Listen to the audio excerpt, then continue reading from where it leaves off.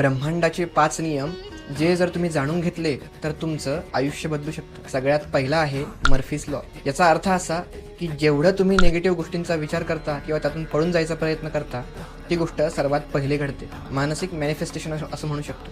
नकारात्मक गोष्टींबद्दल जास्त विचार केला तर ती गोष्ट घडण्याचे चान्सेस हे जास्त असतात. दुसरा आहे किडलिन्स लॉ. म्हणजे तुमचा एखादा प्रॉब्लेम असेल, तो प्रॉब्लेम जर तुम्ही एका पेपरवरती लिहिला तर तो प्रॉब्लेम त्याच ठिकाणी अर्धा संपून जातो. याच्या पाठीमागचं कारण असं आहे की तुमचा बुधग्रह हा ॲक्टिवेट होतो आणि तुम्हाला त्या प्रॉब्लेमवरती, त्या अडचणीवरती मात कशी करायची याची बुद्धी प्राप्त करून देतो. तिसरा लॉ आहे विल्सन्स लॉ.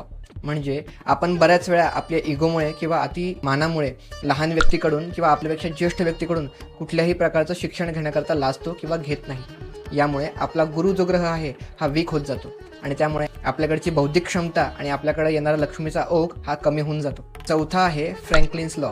म्हणजे